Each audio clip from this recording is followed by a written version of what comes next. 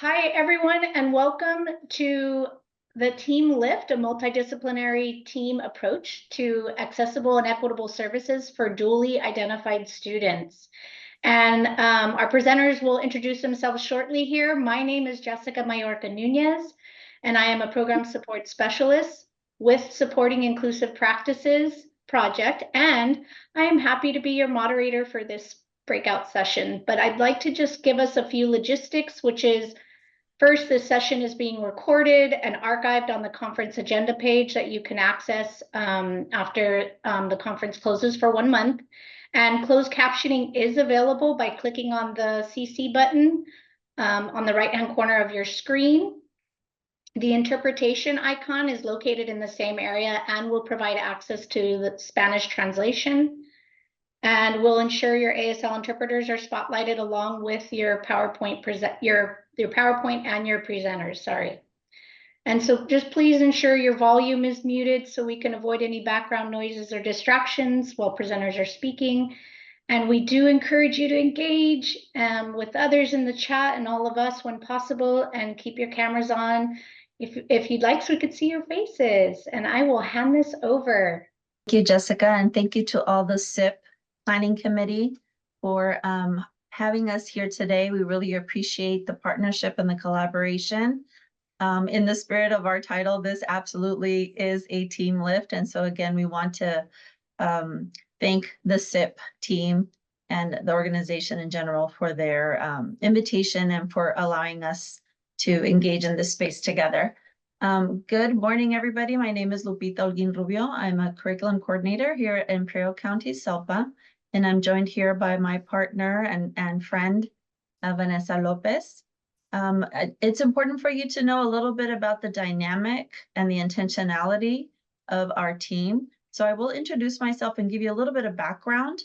Again, in the spirit of this team lift approach, intentionality is key. So again, my name is Lupita Olguin-Rubio. I'm a coordinator here working under this grant, Project MuSE. And I've been working under this grant, I think this is our 6th year now. I was invited to participate in this grant work as a result of having a background and experience in supporting our practitioners and administrators at the local, state, and regional level related to all things English learners, multilingual learners. So that's my background. That's my area of expertise. I've been working here at Imperial County Office of Education in the Curriculum and Instruction Department. I think I worked there for about 18 years before I came over to the SELPA about 5 years ago. And that is the lens, that is my contribution, what I bring to this work. I'm going to hand it over to Vanessa so that she could introduce herself, and then I'll give you a little bit of background of our other team members that are not with us here today. Vanessa? Hi there, everyone. Good morning. So excited to be here, part of this SIP Inclusion Conference. My name is Vanessa Lopez, Project Coordinator for MuSE, but also a coordinator here at Imperial County SELPA, focusing on all things English learners with disabilities, adapted physical education, and assistive technology. Prior to coming to the SELPA 6 years ago, I was a classroom teacher in a special education classroom setting. I taught in a quote-unquote RSP, SDC, self-contained, push in, pull out, all of the above, and was also an instructional technology coach, as well as supporting PD opportunities for special education teachers. So very excited to be here today. And also I want to share with you that the added lens that I bring to this fantastic team is that of a parent of a child with a disability. I have a 13-year-old who is autistic. His choice to be autistic first, that's what he's said. I'm autistic. I'm not a student with autism. So I respect that, even though through my schooling, it was all about, people first language. But, times change. And as you'll see, it's important for us to do so, right? So again, so happy to be here. And I'm going to hand it over to Lupita to tell you a little bit more about the other two outstanding members of our team and what they contribute to the makeup of this multidisciplinary team. Lupita? Thank you, Vanessa. So you learned a little bit about myself, and safe to say that I do not have extensive background in special education, but having worked with these lovely ladies for a few years now, I absolutely have developed a lens and some skills, and dare I say, I'm able to contribute to things related to special education. Our partners that are not here today, Christina Zavala, our Senior Director, and Dr. Deborah Montoya, our Executive Consultant, are absolutely instrumental in the makeup of our team. Their respective backgrounds and training are school psychologists. Debbie is a bilingual school psychologist by training, but both of them contribute to this intersectionality of this work. So we have this dual lens approach, and taking all pieces into consideration when addressing the needs of all multilingual learners in light of their special education needs. So we've introduced ourselves. We're going to invite you to do the same. As we move through the slide deck, please feel free to drop your name, who your association is with. Do you work in a district, a county office, a SELPA? Let us know your role in any of these organizations. And then right after that, just let's take the temperature of how we're all doing today in this. Can you believe it's May? I can't believe it's practically the middle of May. It was February yesterday, it feels like. So if you could just tell us who you are, where you work, what is your lens today, and then how are you feeling? How are you feeling? Vanessa, how are you feeling? I think I'm about a 9. You're about a 9. That's awesome. This is why I love to work with her. Right now, I'm feeling pretty well. I'm going to call it a 6. So I invite you again to introduce yourselves. As you are doing that, just a little bit about our project. We are one of the special education resource leads, and our focus is English learners with disabilities. Next slide, please. And we are part of the wider statewide system of support. These are the special education system of support initiatives, many of which we are actively collaborating with. And this is a perfect example of that. The Supporting Inclusive Practice Project is a part of the statewide system of support. And so we are actively collaborating with many statewide system of support projects. Next slide, please. To set the context for our work today and in support of our goal through this project, it's important to get at least a big picture idea of who the population of kiddos we strive to support are.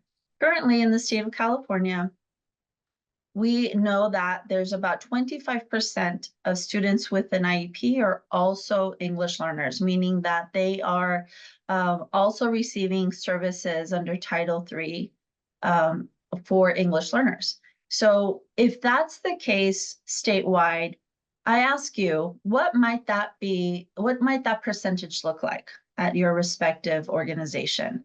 If you're at a county office, what does that look like for your county? If you're at a school district, what does that look like for your district or at a school site specifically? Let's drill down a little bit on that data. Again, statewide data indicates these different factors related to English learners. So this slide represents English learners and English learners with disabilities. There's a couple of things that I want to call out specifically. One of them is the reclassification percentage and comparison between English learners and English learners with disabilities. So while English learners are being reclassified at about 45%, an English learner with a disability is being reclassified at 28%. So the reclassification process basically is a way to ensure and confirm that our English learners are progressing academically and linguistically to the point where they will no longer need EL services. So this comparison of data is important to note, and at the same time is alarming. So the other piece of data that I want us to focus on these pie charts are your long-term English learner data. So by comparison, 11% of English learners are also long-term English learners, meaning that they are not making adequate progress academically or linguistically from the point that they become an English learner, compared to English learner with a disability. Almost 30% of English learners with disability are long-term English learners. Again, this begs the question, what does this data look like at my respective site or organization? And what are some of the questions that arise that are going to help us be intentional about the support that we offer? Next slide, please. So our approach from the very beginning of this grant work is that of a multidisciplinary team. So I just dropped a couple of data points and questions for you to ponder. And I want to say that if I were to ask those questions of myself, I would want to lean on the Vanessas in my organization to help me think through those questions, because my lens is English learners. But when I look at the data for English with disabilities, I may have more questions. And so in the spirit of what we're going to be referring to today, it's important to be thinking about those questions and then asking, who might I be able to reach out to help not only inform this work, but to, in collaboration, to be able to contribute to improving practices for English learners with disabilities. One final piece of data here. These are the 13 qualifying categories for English learners, meaning these are the percentages of English learners who are qualifying for special education services. And the top 3 are the specific learning disability, speech and language impairment, and autism. I've learned through this work that these top 3 qualifying categories have an underlying factor, and that underlying factor is language processing.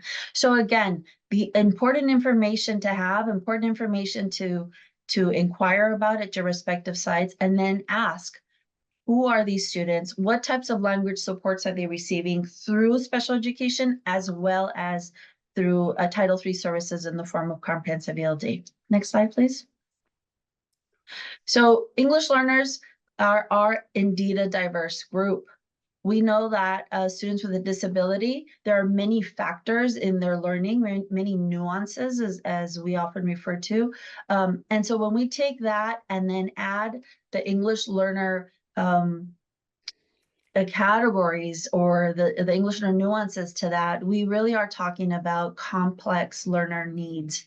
And there are different services, both in Title III and IDEA, that are specifically designed to address the needs of the kiddos that we're referring to here today. Next slide, please. So our approach, that multidisciplinary team approach, is necessary in order for us to be able to more adequately and intentionally meet the needs, the learner needs of the students that we are referring to. So we may have data points, we may have a roster with summative data, summative information, but there are other pieces of information and data that can also inform our work. Many of them are extrinsic factors, home, food insecurity, trauma, lifestyles, migration status. Like, there's so many things that we know impact academic progress and linguistic progress and overall learning that we ought to take into consideration outside of the student's disability and language proficiency status. And so in order to do that, we do want to consider who else might be able to contribute to the conversation to help us paint this comprehensive picture of what our students truly need at the moment. Next slide, please. So this wheel helps us kind of organize how we're going to approach and address the very unique needs of our students. So this is our pre-referral wheel, and you can see that it has steps, but we want to highlight, next slide please, those first couple of steps. And these resources come from the California Practitioner's Guide for Educating English Learners with Disabilities, and we're utilizing them again to help us organize how we're going to approach addressing the needs of multilingual learners with exceptional needs through the multidisciplinary team approach. At this point, I think I'm going to hand it over to my friend Vanessa, who's going to walk us through each one of the steps and the key considerations. Vanessa? All right, Lupita, thank you so much. So as Lupita was mentioning about earlier when we first got started, the makeup of our team. The makeup of our team is extremely intentional. And then as we started leading into with the information regarding the MDT approach to the pre-referral process, we immediately went into a couple of slides. One that highlighted the 13 distinct disability categories, English learner typologies, and then dimensions of identity. And it is very unlikely that expertise in those three areas will exist in one person, which is why we are referencing the multidisciplinary team approach at this point, especially as referrals are being made for considerations for potential assessment for special education processes. And yes, we'll get into a situation when a student is already meeting eligibility criteria for special education services, but it is key to think about this as a precursor to that assessment request and then that potential eligibility. So when a referral is made for the SST process, the MTSS process, we know that anybody can make that referral because again, that ELD teacher might be noticing that, you know what, despite consistent instruction with both comprehensive and designated ELD, the student is still not making progress.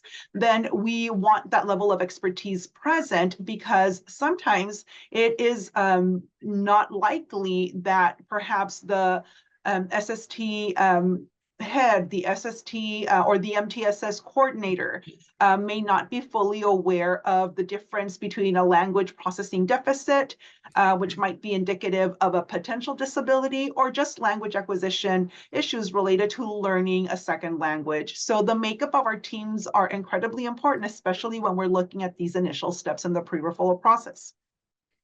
Having said that, we know that we may have all the relevant individuals at the table, but we still need a structure, a means to collect information that is going to help the MDT, the multidisciplinary team, build a robust student profile. The team process is critical to equitable referrals, to equitable reviews and designing of tiers of intervention, tiers of instruction, and tiers of support as students progress through our educational system.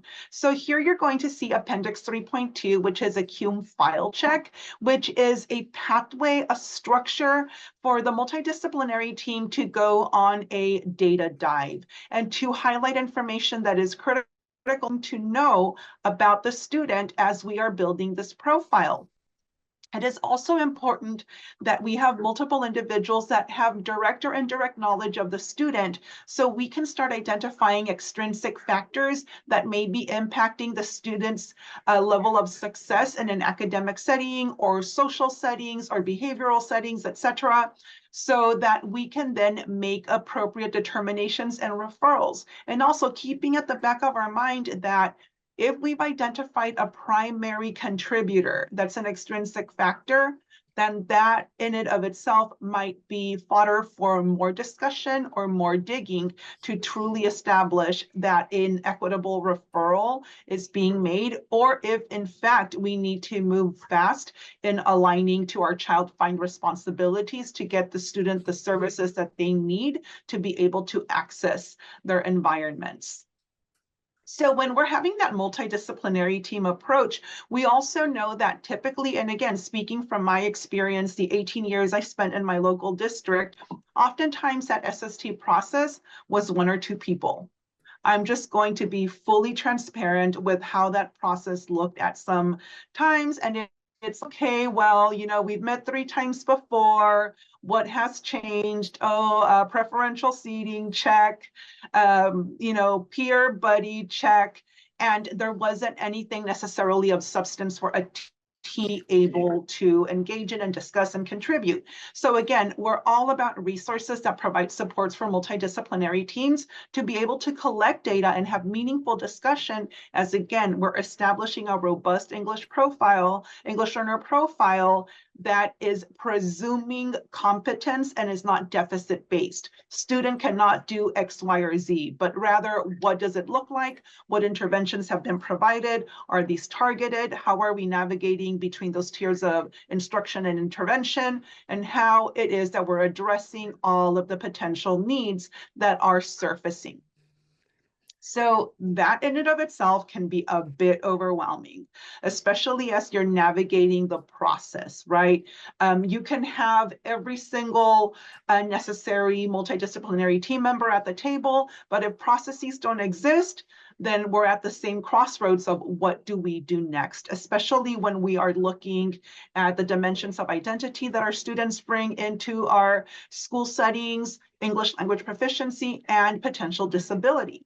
So Appendix 3.5 is a flowchart of sorts that guides you through a decision-making process and really gives you that pause time for as a team to stop and process and make some informed determinations that have multiple lenses present at the table to ensure that we're moving in the right direction to get our students what they need.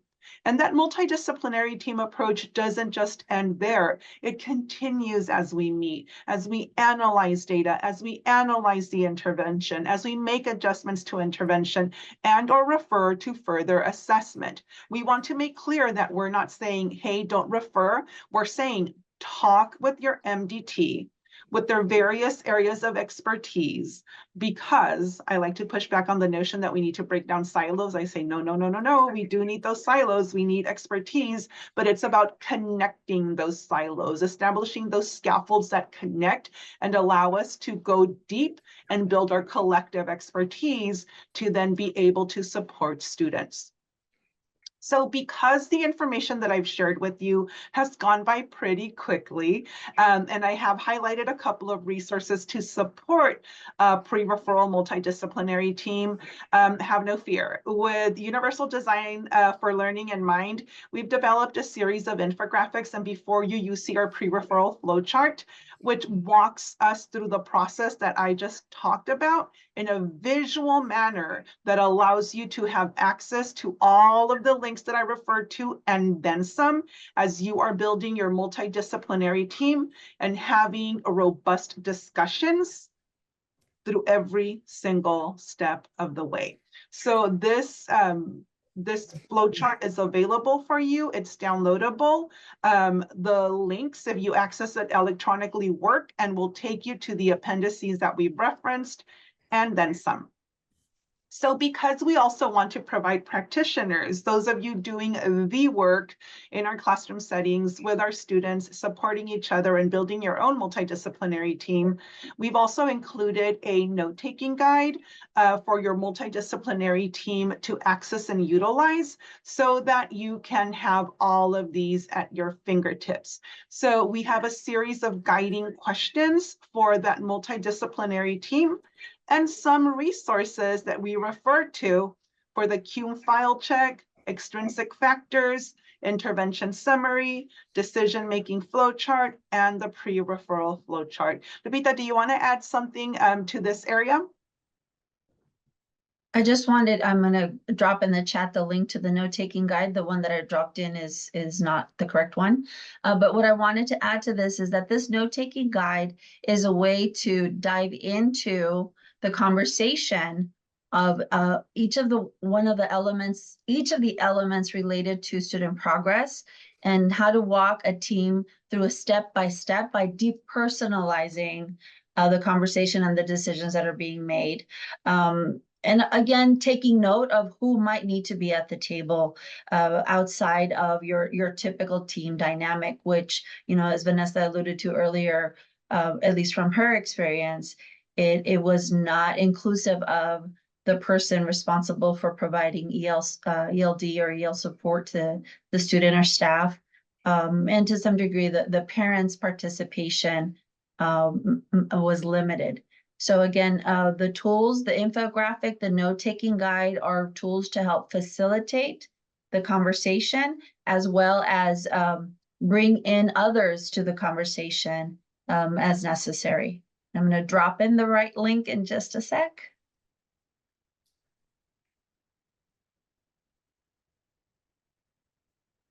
To the note-taking guide. There we go. All right, perfect. Thank you so much, Lupita. So I'm going to pick it back up with the role of families in the multidisciplinary team. Again, critical component, especially as we are looking at once the student has met eligibility criteria, if the student met eligibility criteria for special education services. We know that there are 6 main principles of IDEA, that thread that weaves throughout so we can establish educational benefit. And one of those requirements are ensuring active and meaningful parent and guardian participation, meaning that we want to go above and beyond compliance. The basics are procedural safeguards, providing translated documents if our parent's home language is one other than English, and the use of an interpreter. However, we know that sometimes these interactions can be a little bit difficult when we are talking about cultural or language differences. So there are a couple of strategies that are included in the California Practitioner's Guide, highlighted here in figure 5.1, to support active parent engagement. Because we know that the process can be incredibly overwhelming and there are cultural issues related to the parent participation, the family participation in the IEP process. Again, as I shared with you earlier, my son, who is 13 now, is on the autism spectrum, primary disability autism, secondary OHI for ADHD, combined type, and generalized anxiety disorder. So as I mentioned earlier, also, I was a teacher for 18 years at one of our local districts prior to coming onto the SELPA 6 years ago. So when I was going through the assessment process, very early on, I knew that my son was on the autism spectrum. My year's experience really prepared me up here, not necessarily here, to go through that process. So it was very difficult for me to get support in my family. Culturally, it was a lot of minimizing, and I know that it possibly came from a good place, like, oh, he'll grow out of it. Well, maybe he's just a late bloomer. Or, you know what, your tío so-and-so also took forever to speak, and he was a little weird too, like comments like that.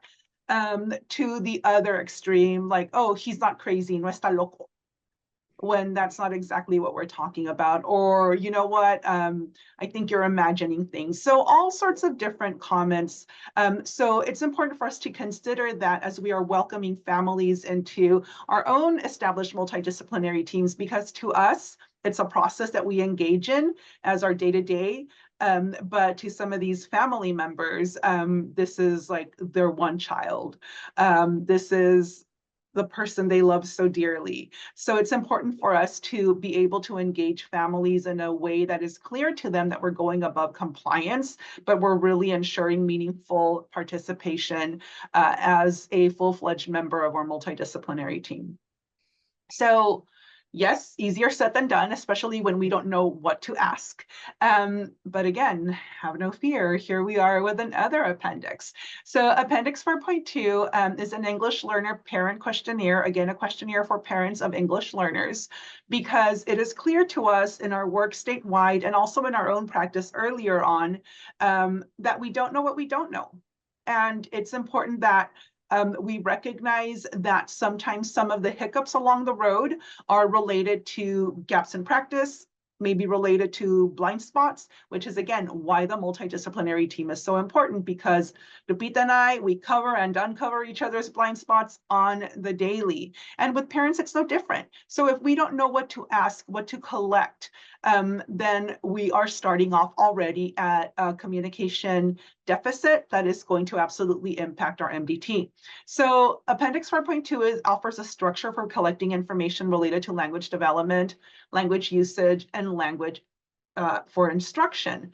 And we have it initially available in English, but because we want to highlight the importance of including all of these resources for families whose home languages are ones other than English, we've started translating a lot of these resources and documents to support engagement with families, to go above and beyond meaningful, to go above and beyond just complying with what's required by IDEA, but actually establishing meaningful participation. So we have these available now in Spanish, in Arabic, and Vietnamese. And as you can see, we're working on getting a couple more translated by the summer so that we can have resources that allow us to build relationships with our families.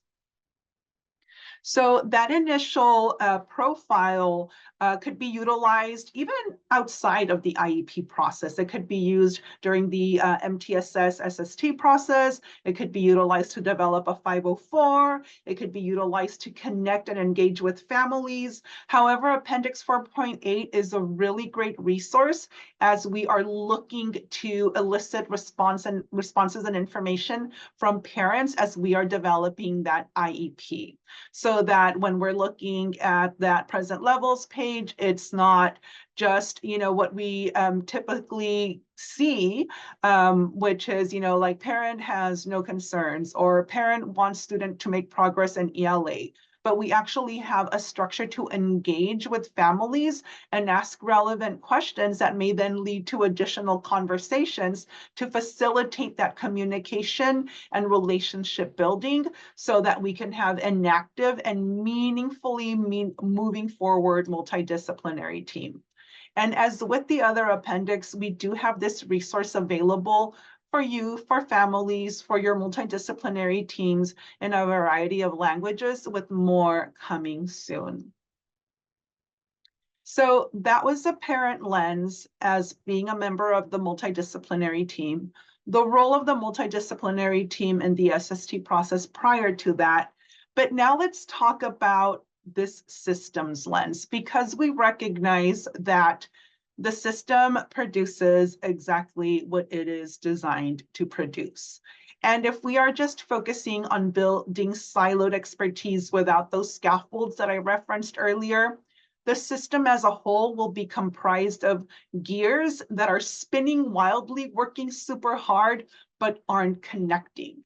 So the system can stall in certain areas. So we propose that the multidisciplinary team is a way to shorten that distance between those wildly spinning gears, because we know we're spinning wildly on the day-to-day, and actually moving that system forward, upward and onward to improve outcomes for our students, all students, including multilingual students with disabilities or exceptional needs. So to walk us through that process, we've developed this flow chart with the help of our executive consultant, Dr. Deborah Montoya, and it's all about equity and access, how it is that we move through systems improvement work for English learners with disabilities. And you are going to see from the very beginning, what is important is whom? The multidisciplinary team, not the case manager, not the site administrator, not the LEA administrator, not the gen ed teacher, but the composite, the whole, the multidisciplinary team. Because it is only through that multidisciplinary team approach that we can effectively identify, review, examine, implement, monitor, continue this cyclical implementation monitoring cycle here that allows us to fully serve the whole student. So earlier we talked about dimensions of identity. We talked about being an English learner. We talked about students with disabilities. And it's important for me to go back to the typologies of English learners, because we talk about autism spectrum as a spectrum, but I think that every single learner is a spectrum. Every disability is a spectrum. Every English learner is a spectrum.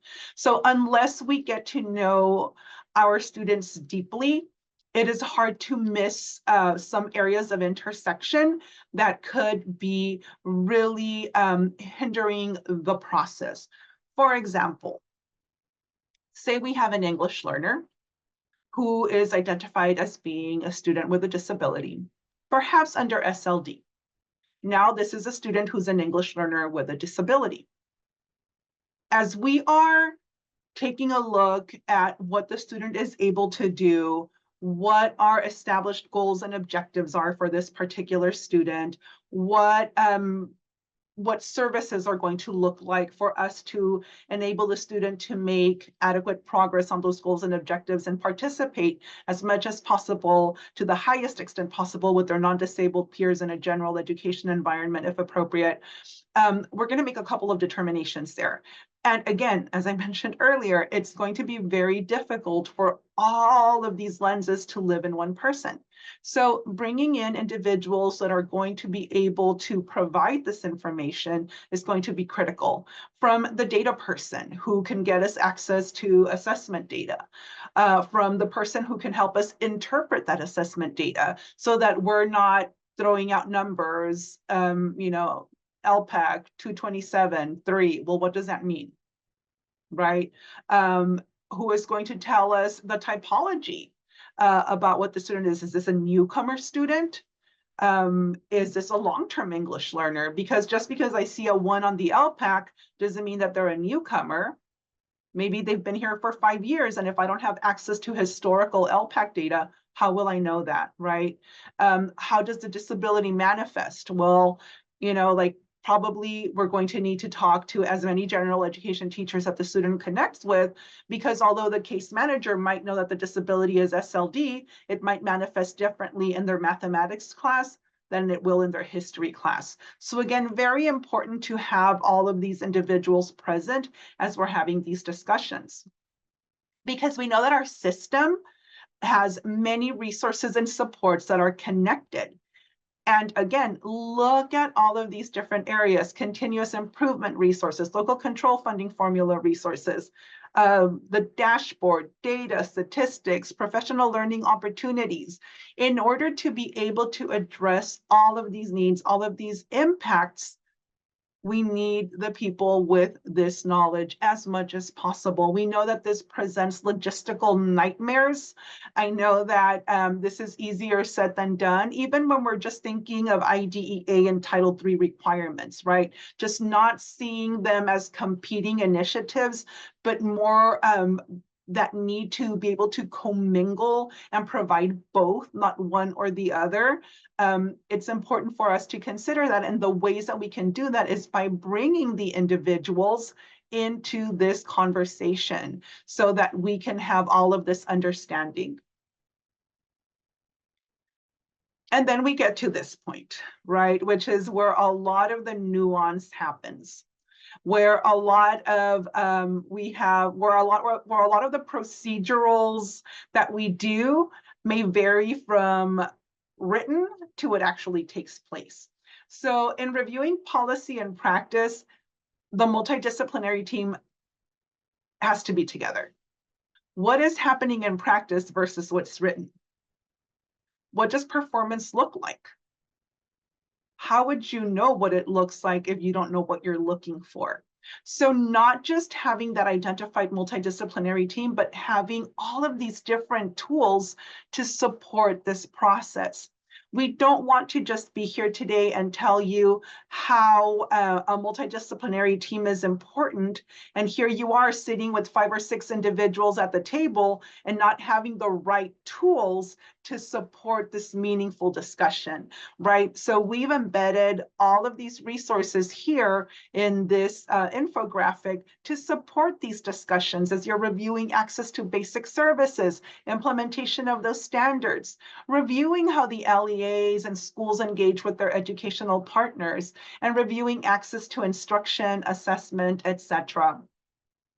So one thing I want to be clear on is that I am not asking you to go out and throw out that baby with the bathwater.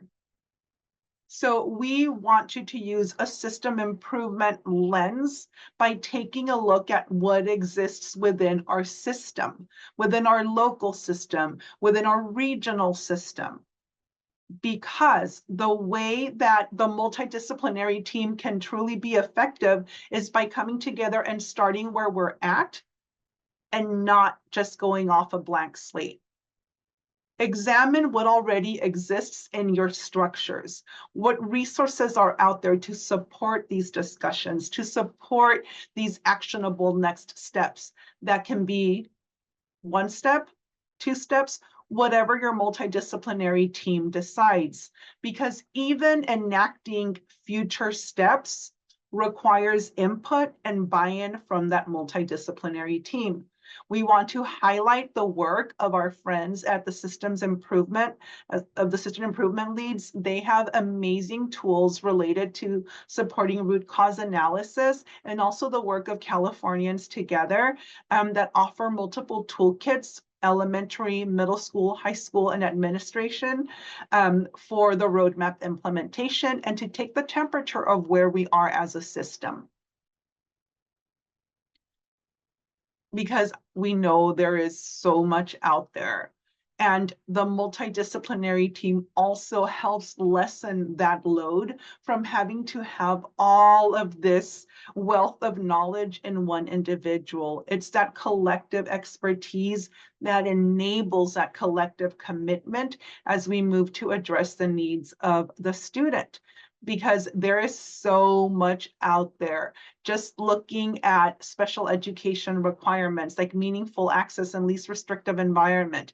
How can we establish a way of ensuring that our students are truly having that content access while also ensuring that they are to the highest extent possible with their non-disabled peers? And the EL roadmap vision provides a means of teams to consider how students can fully and meaningfully access all of their necessary educational rights within what exists in the LEA. And also knowing that English learners with disabilities, as we mentioned earlier, are still have the right to access all of these Title III requirements, such as comprehensive ELD, which is comprised of integrated and designated ELD. Again, very important for us to stop, pause, and consider what exists in our systems. Because oftentimes in discussion in this work, it's come up that, you know what, at our site, we don't offer both. Or there aren't two separate classes. We do an embedded approach. And you wouldn't necessarily know that unless you start asking those questions. Hey, the student was referred to the SST process, an assessment plan was signed, they met eligibility criteria, and now I'm wondering what comprehensive ELD looked like. Well, that would have been nice to know in the pre-referral process, because it could have been a means of us teasing out if it was a language difference or a true learning disability, because we know that that happens, especially considering the top 3 disability categories that we discussed earlier: SLD, specific learning disability, SLI, speech or language impairment, and autism. There is an underlying language factor that if you don't have the right members of the MDT at the table to tease out those differences, we may end up with inappropriate referrals and potentially even misidentifying a student as a student with a disability when what's been missing has been consistent and effective English language development instruction. So, because it is important for us to be on this continual loop, right, of coming back to that multidisciplinary team, coming back to the expert in a potential area of need, we want to make sure that we provide you with this big boy here, the California Practitioner's Guide for Educating English Learners with Disabilities. The first iteration of our grant was largely based on this document as our flagship resource, because it is truly a compendium of practices related to English learners with disabilities. So it takes you from the beginning, identification of a student as an English learner, all the way through the pre-referral, referral, assessment, development of the IEP, potential exit from special education, and potential exit from reclassification of English learner status. So all of that information is here. This is not a book of new stuff, but rather, as I mentioned, a compendium of best practices and also law, statute, etc., related to English learners and English learners with disabilities. So a great resource to utilize as you are building your MDTs, as you are building a community of practice, a professional learning community, where you can have access to multiple entry points to support anywhere that you might be in that discussion. Because all that being said, really, this is a team lift. This is not something that can be achieved with one person. The purpose of the educational system is to establish, we wholeheartedly believe that each child is a unique person with unique needs. And our purpose really is to enable each child to develop all of their potential. And it's not just something that we say, it's something that we believe, and we demonstrate by engaging in these multidisciplinary team discussions as we seek to identify, review, examine, implement, and monitor systems within our larger system to improve outcomes for English learners with disabilities. So if you're wondering, okay, Vanessa, thanks for all of that, but I just don't know what that would look like in practice. My role is not one of being a member of the IEP team. My role is more about being an MTSS chair. What would the multidisciplinary team approach look like there? Well, what we've included here for you are some student scenarios. And the student scenarios that we are sharing with you today are all around our little Grusita here. So this is Grus, and we are going to embark on a journey with Grus, not today because we're running out of time, but on your own time, which I'm sure you have a lot of it, joking, we are going to be able to map Grus's process from the multi-tiered system of support to special education referral, to assessment, and finally the development of her IEP. So chapter 2 introduces us to Grus and her teachers and the process that they're going through as they navigate between tiers of instruction and intervention through the multidisciplinary team approach.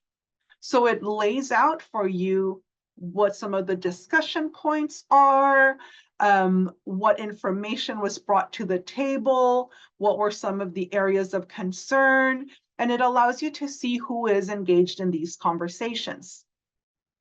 The following scenario is all about Grus now being referred. So now we're talking about a full-on referral where tiers of instruction and intervention didn't seem to be providing the level of support that Grus needed because now we suspect a potential disability. So again, who was involved in those conversations? What artifacts were brought in? What was discussed? What were the next steps?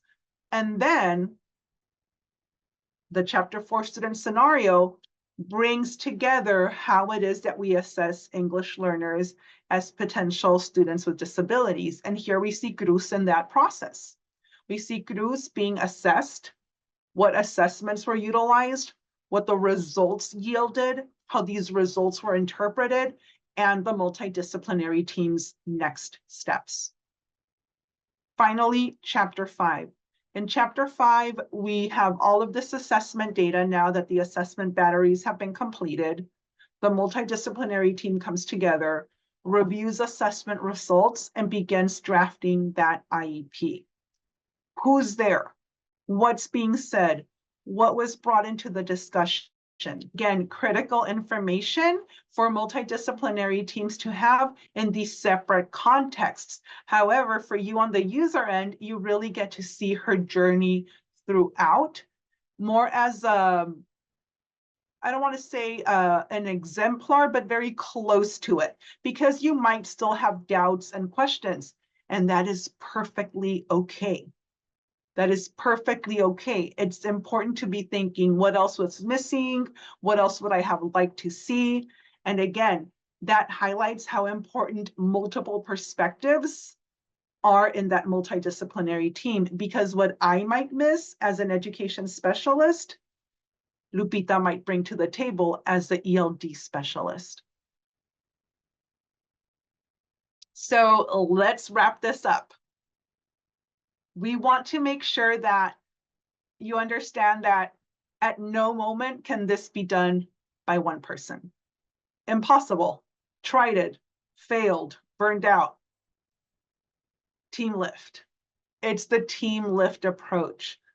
Coming together, bringing your experts, having meaningful conversations, getting to know our students, engaging with families, parents, community members, direct and indirect service providers.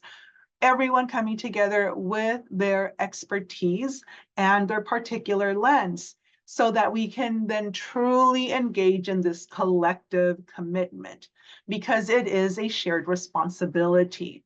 We need to work together with parents, families, schools, district professionals, if we truly want to establish educational equity and promote educational equity, so that we can ensure that all of our students, including English learners with disabilities, have the highest quality teaching and learning experiences in our system. I know that was a lot, but we want to invite you to ask any questions that we may have overlooked in the chat. We also want to invite you to visit our website, where you can find these resources and then some, so that we can truly improve outcomes for English learners with disabilities. Make sure to follow us on X. We post upcoming professional development. All of our professional development and resources are available for the low price of free $99.